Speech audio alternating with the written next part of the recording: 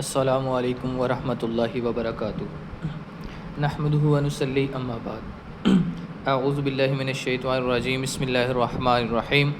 آج انشاءاللہ ہم شروع کریں گے تیسرا رکوع سورہ توبہ کا۔ پہلے دو رکوع الحمدللہ بفضل اللہ تعالی ہم مکمل کر چکے ہیں۔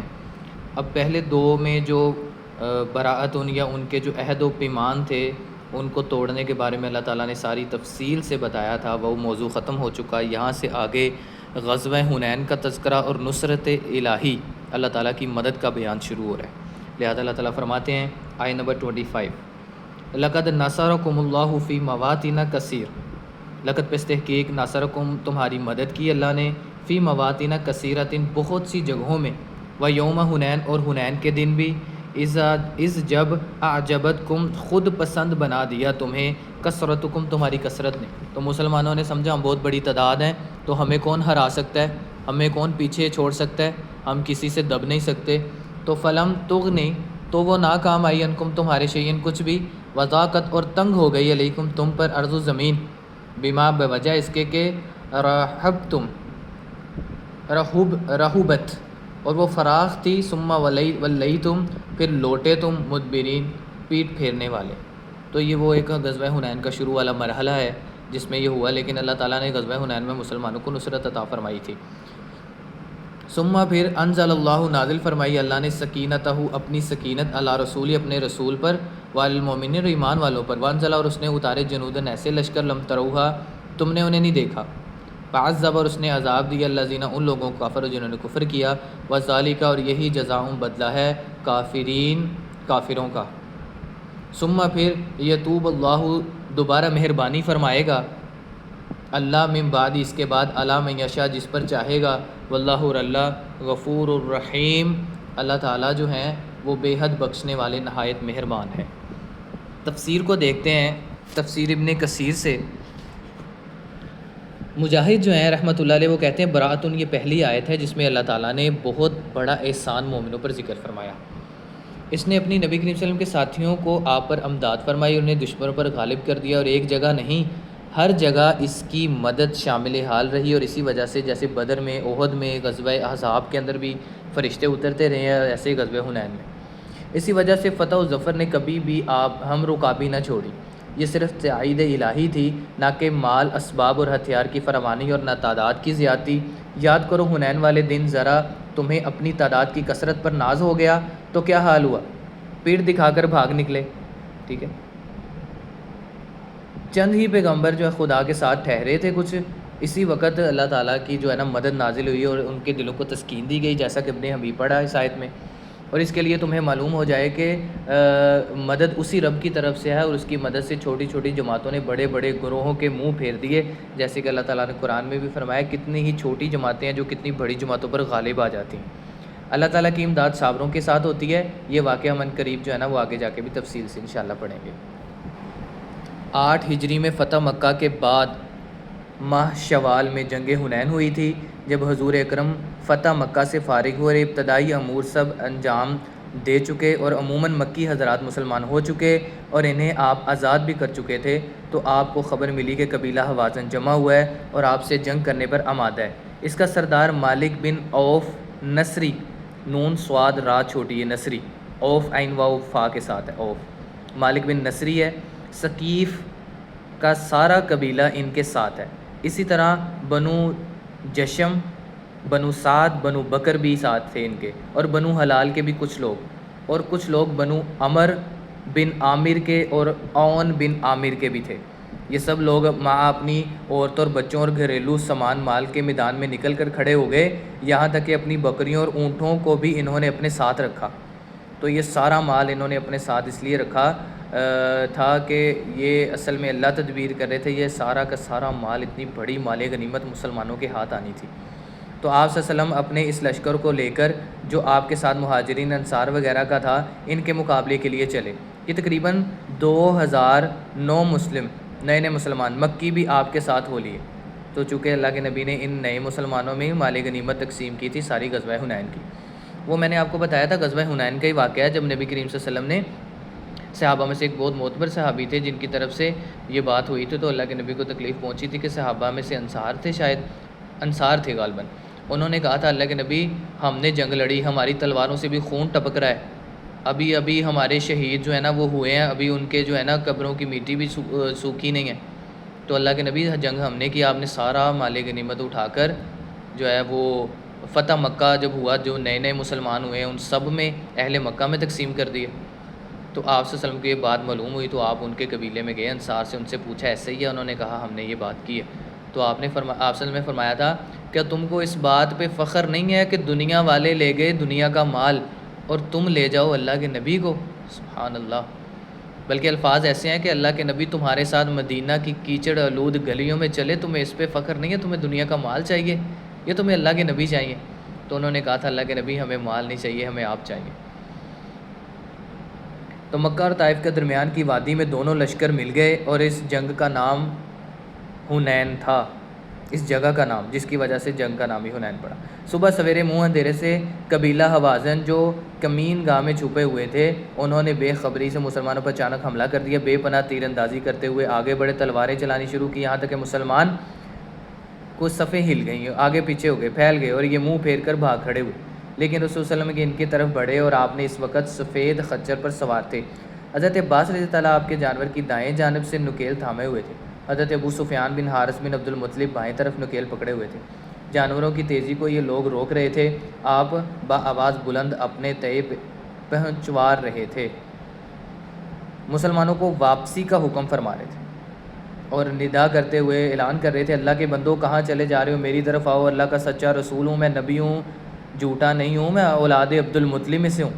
آپ کے ساتھ اس وقت صرف 80 یا 100 کے قریب صحابہ رہ گئے تھے، حضرت ابوبکر، حضرت عمر، حضرت عباس، حضرت علی، حضرت فضل بن عباس، حضرت ابو سفیان بن حارث، حضرت ایمن بن ایمن، حضرت اسامہ بن زید وغیرہ آپ کے ساتھ ہی تھے۔ پھر آپ نے اپنے چچا عبد العباس کو بلند آواز دے کر بلایا، حکم دیا درخت کے نیچے بیعت کرنے والے میرے صحابیوں کو آواز دو، وہ کہاں ہیں جنہوں نے بیعت رضوان کی تھی؟ وہ عثمان کے نام پہ بیعت کرنے والے کہاں ہیں؟ نام لے کر اللہ کے نبی نے پکارے کہ وہ لوگ کہاں ہیں۔ بس آپ نے یہ کہہ کر ایک بول کے درخت تلے بیعت کرنے والوں اور سورہ بقرہ کے حاملوں یہ آوازیں لگائیں، سورہ بقرہ اٹھانے والوں۔ بس یہ آواز ان کے کانوں میں پہنچی تو انہوں نے ہر طرف لبیک لبیک کہنا شروع کیا، پھر سے صفیں بن گئیں، مسلمانوں میں ایک جوش و خروش پھر سے قائم ہوا اور آپ سے سب نے اللہ تعالیٰ سے دعا مانگنی شروع کی، باری تعالیٰ میں جو وعدہ تیرے ساتھ یا اللہ اسے پورا فرما دے جو تو نے کیا ہم سے۔ پھر آپ نے زمین سے مٹی کی مٹھی اٹھائی، جیسا کہ پیچھے پڑھ لیا ہم نے، وہ کافروں کی طرف پھینکی، جس کو اللہ تعالیٰ فرماتے ہیں وَلَٰكِنَّ اللَّهَ رَمَىٰ، اللہ نے وہ ان کی طرف آندھی چلائی، اللہ کے نبی نے مٹی کی جو مٹھی تھی مٹی کی بھر کے ان کی طرف پھینکی اور وہ سارے جو لشکر تھا وہ اندھا ہو گیا اس سے۔ مسلمانوں کو باقی فوج حضرت صلی اللہ علیہ وسلم کے پاس پہنچی، اتنی دیر میں انہوں نے ان کفار کو قید کر کے آپ صلی اللہ علیہ وسلم کے سامنے ڈھیر کر دیا تھا۔ تو یہ وہ پس منظر ہے جو غزوہ حنین کا ہے، جو اللہ تعالیٰ نے یہاں پر بیان کیا ہے۔ آگے جو تیسرے رکوع کا دوسرا حصہ ہے کہ سامنے پڑھ لیا غزوہ حنین کا موضوع، اور دوسرا حصہ آگے میں پڑھیں گے حرم کی حدود میں مشرکوں کا داخلہ منع ہے، اس کے اوپر آخر رکوع تک جو ہے وہ بات کی گئی ہے۔ یا ایھا الذین آمنوا انما المشرکون نجس فلا یقربوا مسجد الحرام بعد عامہم ھذا، اے ایمان والو انما بے شک سوائے اس کے نہیں، مشرک لوگ جو ہیں نجس ناپاک ہیں، تو ناپاک بندہ حرم میں داخل نہیں ہو سکتا۔ حرم سے مراد خانہ کعبہ کی ارد گرد کی وہ حدود ہے جس کو آپ صلی اللہ علیہ وسلم نے خود متعین فرمایا کہ یہ حرم کے اندر آتی ہے۔ وہ حرم والی جگہ میں درخت کا پتا توڑنا بھی حرام ہے، وہاں پر کیڑی کو مارنا بھی حرام، کسی بھی چیز کو، اللہ کہ وہ عذر مطلب زہریلی اور نقصان پہنچانے والی ہو، اس کے علاوہ کسی چیز کو نقصان پہنچانے سے منع کیا گیا، گھاس کاٹنے سے بھی منع کیا۔ فلا یقربوا، سو نہ قریب آئیں وہ مسجد الحرام، مسجد حرام کے قریب نہ آئیں مشرک کافر، جو مشرک کرنے والے ہیں وہ خانہ کعبہ میں، مسجد نبوی میں یا اس کی حدود حرم میں بھی داخل نہیں ہو سکتے، بعد عامہم ھذا، اپنے اس سال کے بعد۔ تو یہ چونکہ فتح مکہ کے بعد قرار دیا گیا ہے، اس کے بارے میں پہلے بھی اشارہ کیا تھا میں نے۔ وَإِنْ، اور اگر خفتم تم ڈرو، عیلۃ مفلسی سے، فسوف، تو ان قریب، یغنیکم اللہ، غنی کر دے گا اللہ تمہیں، من فضلی، اپنے فضل سے، ان شاء، اگر اس نے چاہا، ان اللہ، بے شک اللہ، علیم، سب کچھ جاننے والا ہے، اور حکیم، کمال حکمت والا ہے۔ قاتلوا، لڑو، الذین، ان لوگوں سے جو لا یؤمنون، ایمان نہیں رکھتے، باللہ، اللہ پر، ولا بالیوم الاخر، اور نہ آخرت پر، ولا یحرموا، اور نہ حرام سمجھتے ہیں، ما، ان چیزوں کو، حرم اللہ، جس کو اللہ نے حرام کر دیے، ورسولہ اس کے رسول نے، ولا یدینون اور نہیں اختیار کرتے دین الحق دین حق کو، من الذین ان لوگوں میں سے جنہیں اوت الکتاب دی گئی یہ کتاب، حتیٰ یہاں تک کہ یعطو وہ دیں جزیہ جزیہ ان یدین ہاتھ سے، وہم اور وہ صاغرون حقیروں۔ تو مراد یہاں پہ یہ ہے اگر وہ ایمان نہیں لانا چاہتے، مسلمانوں کے متحد رہنا چاہتے ہیں، تو پھر وہ کافر مسلمانوں کے انڈر میں رہ سکتے ہیں، لیکن وہ جزیہ دیں گے اور چھوٹے ہوں گے، مسلمانوں کے مقابلے پہ نہیں ہوں گے، حقیر ہوں گے۔ جزیے سے مراد ایک قسم کا وہ ٹیکس ہے جو مسلمان ان کے خون مال عزت کی حفاظت کرتے ہیں اور غیر مسلم ممالک کے اندر مسلمانوں کو ایک رقم ادا کرتے ہیں، اس کو جزیہ کہا جاتا ہے۔ تو آیت نمبر 28 سے 29 تک اللہ تعالیٰ حکم الحاکمین اپنے پاک دین والے پاکیزگی اور طہارت والے مسلمان بندوں کو حکم فرماتا ہے کہ وہ دین کی روح سے نجس مشرکوں کو بیت اللہ کے پاس بھی نہ آنے دیں۔ یہ آیت سن 9 ہجری میں نازل ہوئی۔ اسی سال حضرت صلی اللہ علیہ وسلم مقبول نے حضرت علی کو حضرت ابوبکر کے ساتھ بھیجا اور حکم دیا مجمع حج میں اعلان کر دو اس سال کے بعد کوئی مشرک حج کو نہیں آئے گا اور کوئی ننگا شخص بیت اللہ کا طواف بھی نہیں کرے گا۔ یہ ترمذی کتاب الحج کی روایت ہے، 3902 نمبر۔ اس شرعی حکم کو اللہ تعالیٰ قادر و قیوم نے یوں ہی پورا کیا کہ نہ وہاں مشرکوں کا داخلہ نصیب ہوا، نہ کسی اس کے بعد عریانی کی حالت میں کسی نے اللہ کے گھر کا طواف کیا۔ مسند کی ایک حدیث ہے، اس میں آپ صلی اللہ علیہ وسلم نے فرمایا کہ ہماری اس مسجد میں اس سال کے بعد سوائے معاہدہ والے اور تمام غلاموں کے کوئی کافر نہیں آ سکتا۔ مسند احمد کی روایت ہے لیکن اس کی سند ضعیف ہے، لیکن اس مرفوع سے زیادہ صحیح سند والی موقوف روایت ہے۔ خلیفۃ المسلم حضرت عمر بن عبدالعزیز رحمۃ اللہ علیہ نے فرمایا جاری کر دیا تھا کہ یہود و نصارہ کو مسلمانوں کی مسجدوں میں نہ آنے دو۔ اس منع کرنے میں آپ اس آیت کے ماتحتی میں تھے۔ حضرت عطا رحمۃ اللہ علیہ فرماتے ہیں کہ حرم سارا اس حکم میں مسئلے مسجد حرم کے ہے۔ یہ آیت مشرکوں کی نجاست پر دلیل ہے۔ یہ صحیح حدیث ہے کہ مومن نجس نہیں ہوتا اور مشرک جو ہے وہ نجس ہے۔ یہ صحیح بخاری کی کتاب الغسل کے اندر حدیث بیان کی گئی ہے اور اس حدیث کا نمبر ہے 683 بلکہ 283 نمبر حدیث ہے۔ اسی سلسلہ میں حسن رحمۃ اللہ علیہ فرماتے ہیں کہ جو ان سے مصافحہ کرے وہ ہاتھ دھو ڈالے۔ اس حکم پر بعض لوگوں نے کہا کہ پھر تو ہماری تجارت کا مندہ حول ہو جائے گا، ہمارے بازار بے رونق ہو جائیں گے اور بہت سے فائدے جاتے رہیں گے۔ اس کے جواب میں اللہ تعالیٰ غنی حمید فرماتا ہے کہ تم اس بات سے نہ ڈرو، اللہ تعالیٰ تمہیں بہت سی صورتوں سے دلا دے گا، تمہیں اہل کتاب سے جزیہ دلائے گا اور تمہیں غنی کر دے گا۔ تمہاری مصلحتوں کو تم سے زیادہ تمہارا رب جانتا ہے۔ اس کا حکم اس کی ممانعت کسی نہ کسی حکمت سے ہوتی ہے۔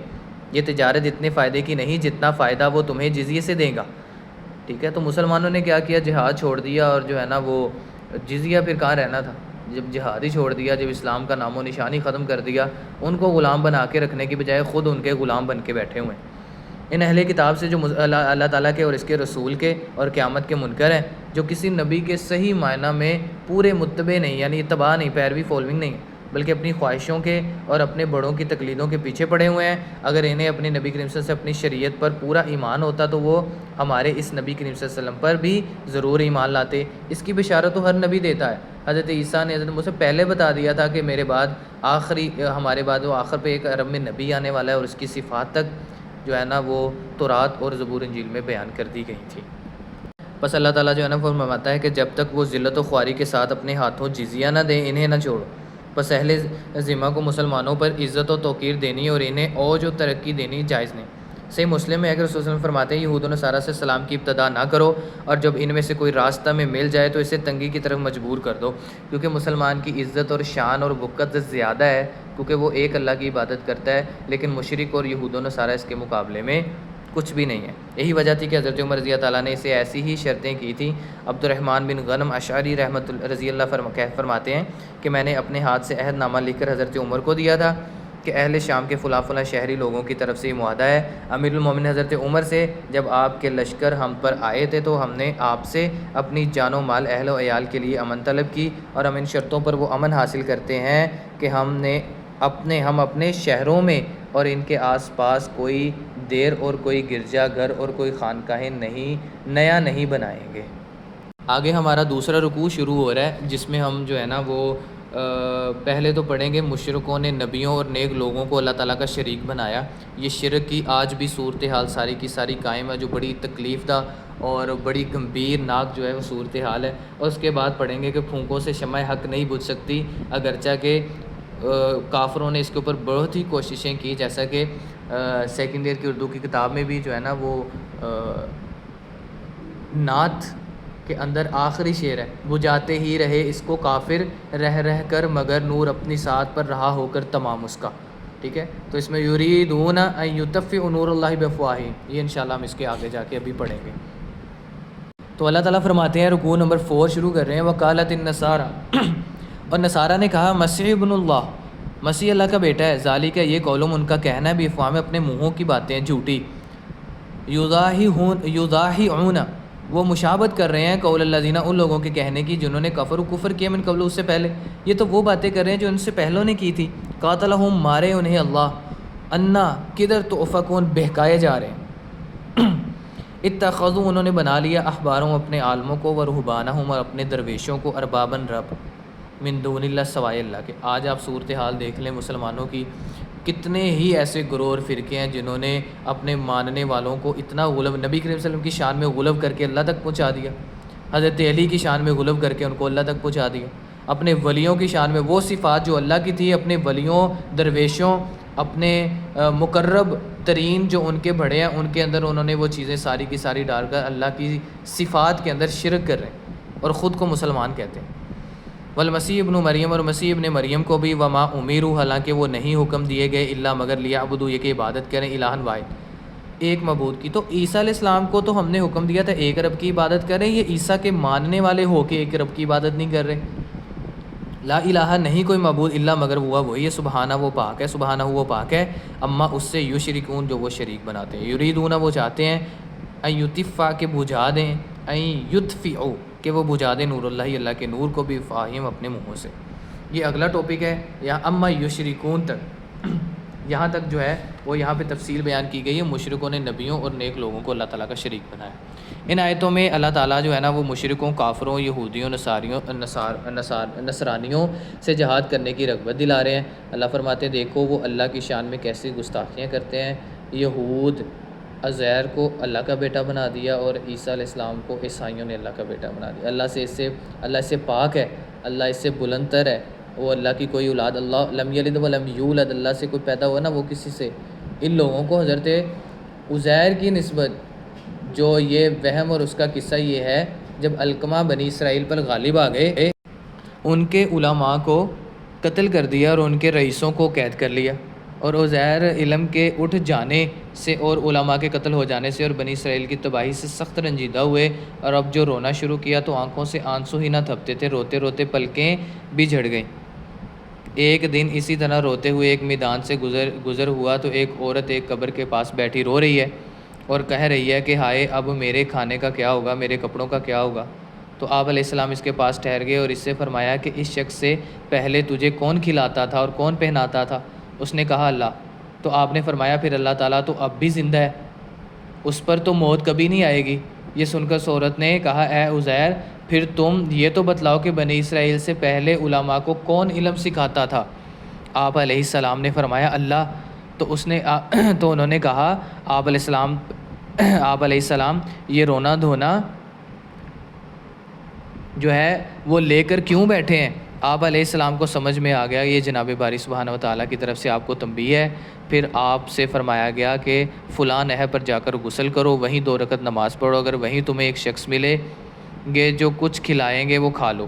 چنانچہ آپ وہاں گئے، تشریف لے گئے، نہا کر نماز ادا کی، دیکھا ایک شخص کہہ رہے ہیں کہ منہ کھولو. آپ نے منہ کھولا اور کھول دیا تو انہوں نے 3 مرتبہ کوئی چیز آپ کے منہ میں بڑی ساری ڈالی اور اس وقت اللہ تبارک و تعالیٰ کا آپ کا سینہ کھول دیا اور آپ تورات کے سب سے بڑے عالم بن گئے. اس سے پہلے یہ وہی دورانیہ تھا جب تورات غائب ہو گئی تھی، تورات نہیں تھی. تو نبی بنی اسرائیل میں گئے، ان سے فرمایا تمہارے پاس تورات لایا ہوں کیونکہ ان کے پاس تورات نہیں تھی. یہ وہ پیریڈ یا وقت ہے دورانیہ جس میں تورات ختم ہو چکی تھی، تورات تھی ہی نہیں. تو انہوں نے کہا آپ ہم سب کے نزدیک سچے ہیں. یہ وجہ بنائی انہوں نے کہ عزیر کو اللہ کا بیٹا بنا دیا کیونکہ ان کے پاس تورات تھی، اس سے پہلے تورات ان کے پاس غائب ہو چکی تھی. یہ اس بات کی ساری تفصیل ہے. باقی انشاءاللہ میں کوشش کروں گا یریدون ان یطفئوا انشاءاللہ یہاں سے ہم کل پڑھیں گے، کیونکہ یہ کافی لمبی ہو جائے گی پھر ہماری کلاس. تو پھونکوں جو ہے نا کافر اپنی پھونکوں سے حق کو بجھانے کی کوشش کرتے رہے ہیں، لیکن اللہ کا دین پورا ہو کے ہی ہٹا ہے. ولو کریل کافرون، اگرچہ کہ اس کو کافروں نے ناپسند ہی کیوں نہیں کیا، تو پھر بھی اللہ کا دین پورا ہو کے رہنا تھا. جاء الحق وزہق الباطل، حق نے آنا تھا اور باطل نے جانا ہی تھا، کیونکہ باطل آیا ہی جانے کے لیے ہے. تو یہ تفصیل سے انشاءاللہ اگلا سبق ہم کل پڑھیں گے. وآخر دعوانا الحمدللہ رب العالمین وما توفیقی الا باللہ. السلام علیکم ورحمۃ اللہ.